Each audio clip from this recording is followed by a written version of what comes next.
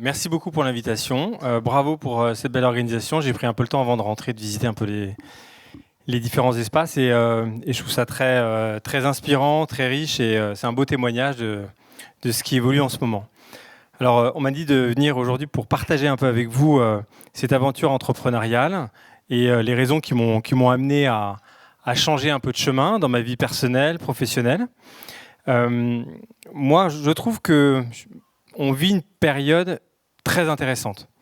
Pourquoi ? Parce que c'est la première année après 2 ans de Covid. Et je pense que cette première année marque le début du 21e siècle. C'est le début du 21e siècle et pour moi c'est très important parce que souvent on oublie que les siècles commencent souvent en retard. Et pas forcément pour les bonnes raisons. Ils commencent parfois tout simplement parce qu'il y a eu une crise. Et le Covid est une crise majeure qui a amené toute l'humanité face à la même situation, au même constat. C'est que nous étions il y a 100 ans 1 milliard, nous sommes aujourd'hui 8 milliards. Et si nous n'en tenons pas rigueur, on risque d'avoir finalement cette nature qui se retourne contre nous. Donc pour moi, c'est un moment immensément difficile en tant qu'entrepreneur, mais c'est aussi un moment immensément riche pour construire le 21e siècle qui s'ouvre à nous, en tant qu'acteurs de notre quotidien. C'est un moment très important, et je ne sais pas si vous vous souvenez de l'an 2000, moi j'avais 20 ans à l'époque, et j'étais convaincu qu'on allait vivre avec des skates sans roulettes, etc., que ça allait être extraordinaire. Bon, il ne s'est pas passé grand-chose en fait. Il ne s'est pas passé grand-chose, et ce qui est intéressant, c'est de se dire, il n'est peut-être pas trop tard. Et moi, j'ai pris la mesure de la nécessité de faire quelque chose, et c'est un peu quelque chose que je dis souvent, mais en même temps, c'est la réalité. C'est la naissance de mon premier enfant, parce que j'ai été un peu spectateur, comme nous tous, un peu de ce 21e siècle qui ne démarrait pas, en attendant que quelque chose se passe. Et finalement, en devenant père, je réalisais que je devenais acteur. Je devenais acteur d'un enfant qui serait celui qui construirait ce 21e siècle. Donc finalement, mon exemplarité, mon éducation, ce que je ferais avec cet enfant pourrait améliorer, construire ce 21e siècle. Et cette prise de conscience, elle a été très difficile. Je ne m'y attendais pas. Ça a été un vrai bouleversement dans ma vie. Et puis, à la naissance du 3e enfant, c'est devenu impossible pour moi de continuer, de travailler comme avant, de voyager comme avant, de faire les choses comme avant. Et j'ai pris cette décision de créer une marque, une maison qui s'appelle La Bouche Rouge, qui est une maison qui avait pour ambition, qui a toujours ambition très importante, de remplacer le plastique dans la beauté. De réinventer une nouvelle approche de la beauté sans plastique de l'amont à l'aval. Formulation, production, packaging, supply chain, distribution. Un grand challenge parce que si vous allez sur les Champs-Élysées dans un grand magasin, vous allez rapidement voir que le plastique est partout. Il y a des plastiques dans le packaging, dans les formules, les étagères sont en plastique, les vêtements souvent des conseillères sont en plastique, les sols sont en plastique. Bref, c'est le paradis du plastique. Donc il me semblait intéressant d'adresser ce message dans la beauté et de faire une beauté sans plastique. C'est bien d'en avoir l'idée, c'est plus dur de le faire. Alors parfois on me dit mais qu'est-ce qui t'a appris de sortir confortablement d'une expérience de grand groupe cosmétique pour aller affronter l'Everest à main nue. Je dis l'Everest parce que c'est vrai que la cosmétique, on l'ignore parfois, mais c'est un business de 200 milliards. C'est le 2e secteur à l'export en France après l'aéronautique. C'est 6 grands groupes qui se partagent le gâteau et qui dirigent. Bientôt un 7e, avec Kering Beauté qui vient d'être créé. Bref, c'est un monopole. Et c'est pas simple d'inventer dans un monopole une nouvelle vision, une nouvelle approche radicale de l'amont à l'aval. Sur le papier, c'est impossible. Mais je crois qu'on n'a pas le choix. Et comme on n'a pas le choix, je crois que l'objectif de notre génération, c'est d'essayer. J'ai commencé cette maison à la Station F. J'étais la première maison de beauté ou la première marque de beauté incubée à la Station F. Et c'était très intéressant d'être à la Station F parce qu'on parlait supply chain, on parlait banque, on parlait éducation, on parlait construction. On parlait de technologie, on ne parlait pas beauté, mais en revanche, on parlait responsabilité. Beaucoup. Parfois de manière abusive, parfois à travers le greenwashing, parfois parce que c'était un business model, mais on en parlait beaucoup. Aujourd'hui, je crois qu'il est important d'arrêter d'en parler, mais tout simplement de le faire. Et j'ai une petite histoire que j'aime bien raconter, petite histoire simple, mais je trouve qui est importante, qui est une histoire de montagne. Moi, j'aime beaucoup la montagne. Et c'est un père qui part avec sa fille un matin dans les Rocheuses. Je ne sais pas si vous connaissez, pour certains d'entre vous, les Rocheuses. Ce sont des paysages assez extraordinaires. Ils marchent 1 heure et puis là, ils arrivent ensemble en haut d'un col devant un spectacle extraordinaire de montagne, un cirque de montagne. Et la petite fille, un peu ébahie devant ce spectacle, s'adresse directement à la montagne et dit « Mais c'est magnifique !» Et elle reçoit comme message « C'est magnifique !» Alors un peu intriguée, elle regarde cette montagne un peu... franchement, elle dit « Mais qui es-tu » Elle entend comme réponse « Mais qui es-tu » Alors, après cette première réponse, un peu vexée, se sentant un peu moquée, elle devient un peu plus violente. Elle lui dit mais non, toi, tu as honte. Mais non, toi, tu as honte.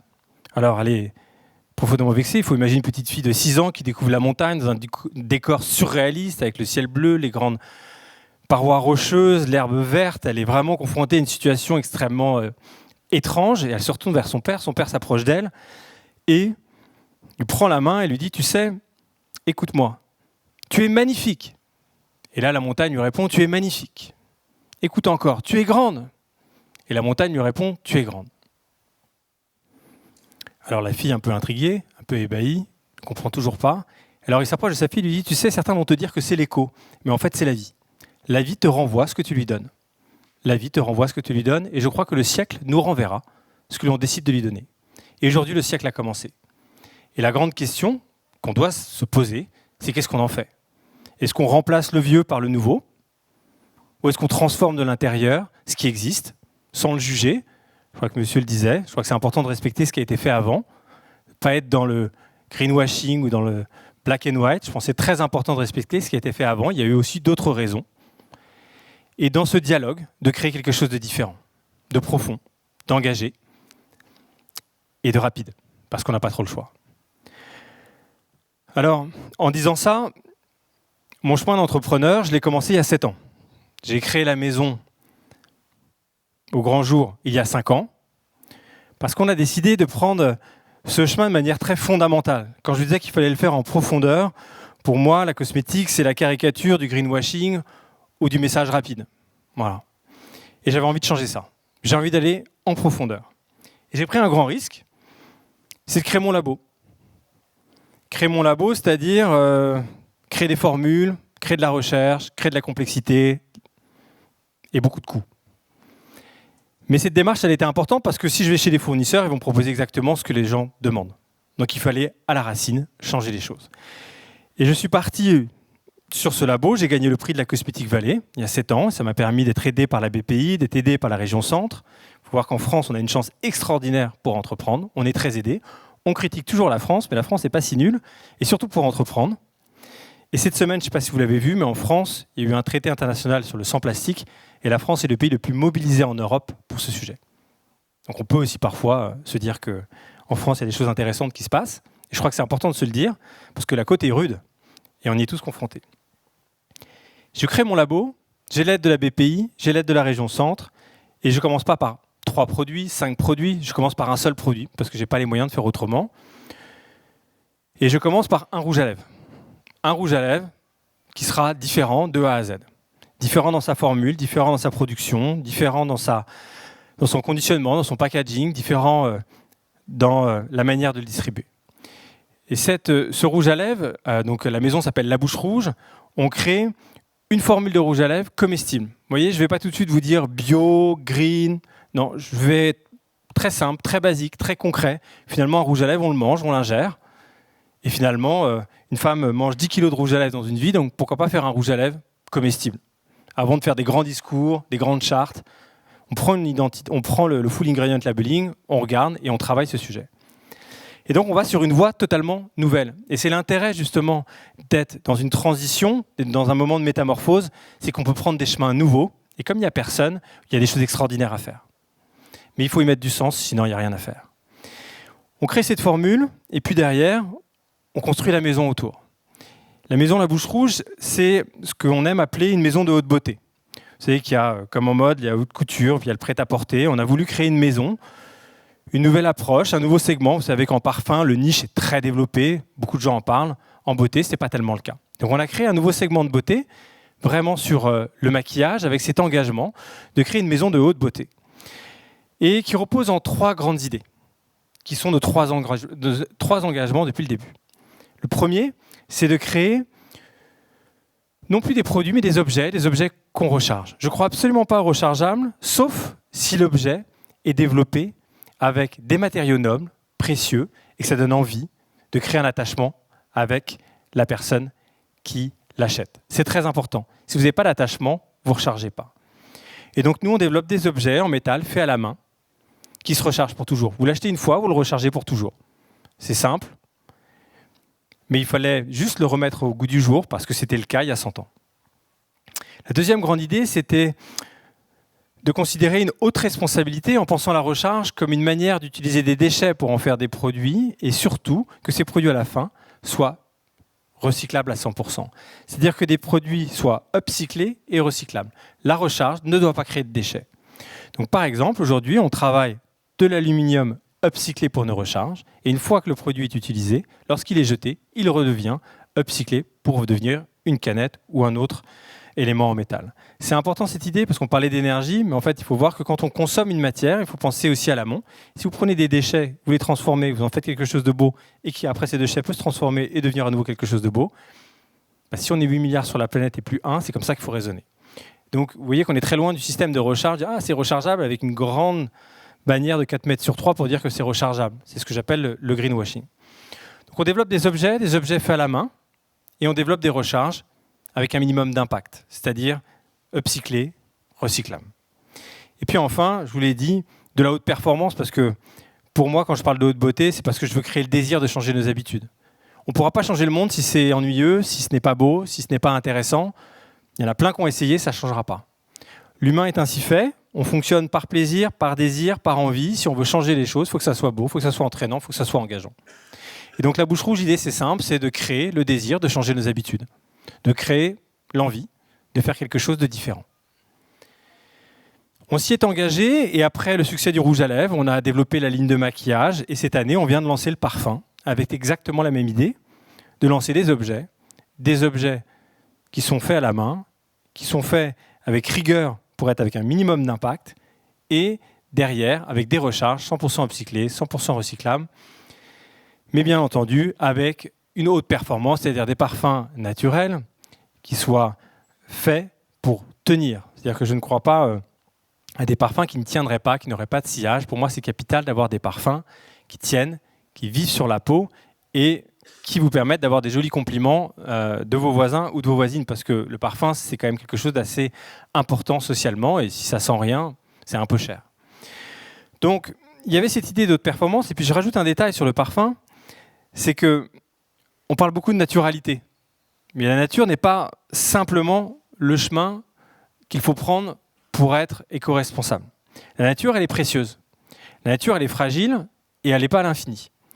Et donc, quand on vous raconte la belle histoire de Grasse, avec la cueillette des fleurs, etc., avec le joli château, etc., moi aussi, j'y suis allé. Et puis, le lendemain, je suis allé avec mon sac à dos me balader derrière dans les fermes. Et si vous parlez aux gens qui travaillent dans les terres, ils vous expliquent qu'on ne peut plus continuer. Cette récolte, elle est beaucoup trop intense. Qu'on ne respecte plus les saisons, qu'on ne respecte pas la diversité des sols, qu'on ne respecte pas la nature.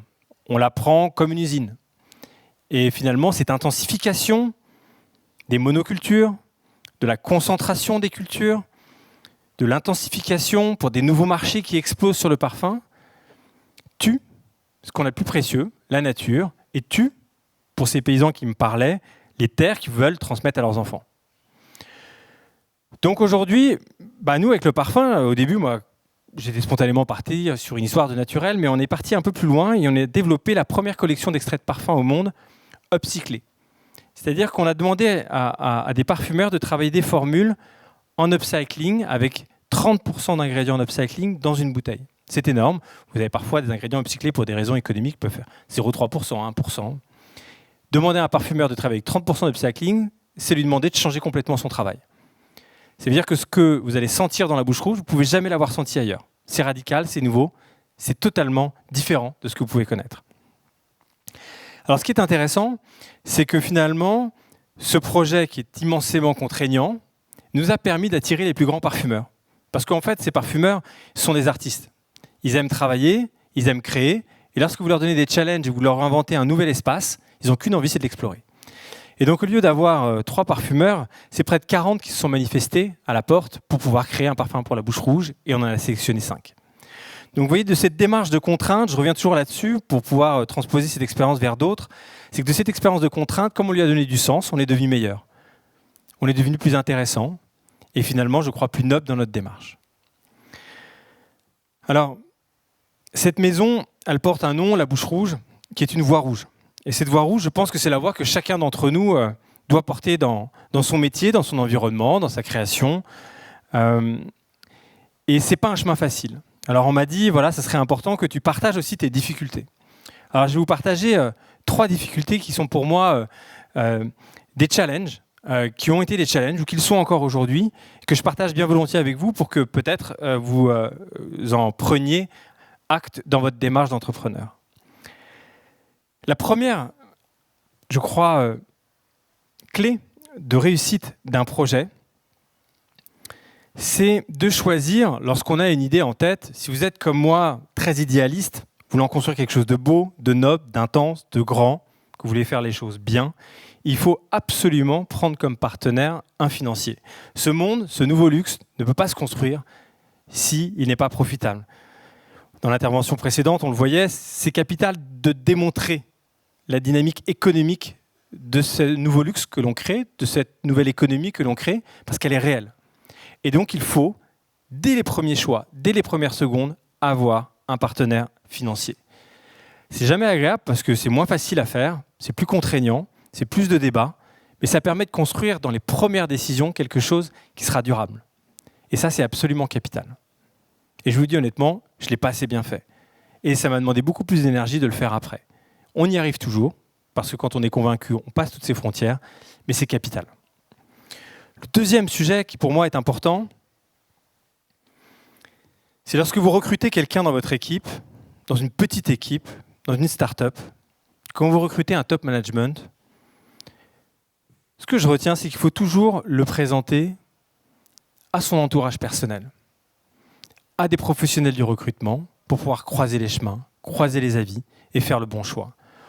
Quand on est dans un projet entrepreneurial, on est avec son sac à dos, on est dans l'énergie, on a envie d'avancer, on a envie d'y croire. Et parfois, on va trop vite. Et c'est ces décisions-là qui font la réussite d'un modèle économique, c'est ces décisions-là qui font la réussite d'une idée. Clairement, c'est capital et c'est très important. Et puis enfin, le troisième conseil que je donnerais, c'est véritablement de prendre le temps de vous écouter. Une vision, ça se construit quand on est pionnier, quand on avance sur le chemin qui est le nôtre, devant un 21e siècle qui démarre, on est sur un environnement qui est unique. Ça ne sert à rien de faire quelque chose de différent avec les ingrédients de ceux qui ont fait le monde d'avant. Ça ne marchera pas. Vous ne capitaliserez pas sur vos forces et vous n'irez pas là où il faut aller. Il faut travailler sa différence, cultiver sa différence, exprimer sa différence et accepter les limites de sa différence. C'est capital, c'est facile à dire, mais c'est tous les jours, dans toutes ces décisions. Et c'est m'est arrivé de tomber dans le piège. On va vous proposer des projets extraordinaires, avec des milliers de dollars, et on va vous dire c'est génial, c'est comme ça qu'il faut faire, etc. Mais ce n'est pas pour vous, en fait. Donc peut-être qu'il y a des milliers de dollars, mais ils sont un autre chemin. Et il faut l'accepter. Il est plus complexe parce qu'il faut le créer. Et c'est très important d'avoir un financier à vos côtés pour bien calculer ce qu'il faut faire. Bien prendre les bons risques et bien les mesurer. Voilà 3 conseils. Et puis j'en rajoute un, parce que pour moi il est capital aussi, c'est que pour certains d'entre vous qui êtes entrepreneurs, c'est très important de faire ce choix d'entreprise avec ceux qui vous sont proches. Moi j'ai demandé à ma femme avant de créer cette entreprise, et elle m'a dit non. J'ai dû la convaincre de rentrer dans cette aventure et je ne l'aurais pas fait sans son accord. Parce que quand on part à l'escalade, après, c'est un peu compliqué si on est en famille et que personne n'est d'accord. Et ça, vraiment, je le dis parce que moi, ça fait 7 ans que je suis sur ce chemin. Ça fait 7 ans que je me suis accordé finalement une semaine de vacances en 7 ans. J'en suis très heureux, je ne m'en plains pas, je trouve ma vie bien plus riche. J'ai des épreuves tous les jours, j'en ai eu une énorme aujourd'hui, j'en ai eu aussi une magnifique. Mais en revanche, ce qui est capital, c'est d'être aligné dans sa famille et dans son projet personnel pour pouvoir le construire. Voilà. Parce que c'est des sacrifices en famille, c'est des sacrifices en équipe, et il faut y croire, se battre et rien lâcher. Voilà. Donc faites ce choix parce qu'il rend heureux, mais faites ce choix non pas seul, mais avec vos proches, parce que c'est le seul moyen de pouvoir tenir les plus grandes difficultés et les plus grandes joies que vous aurez sur le chemin. Voilà.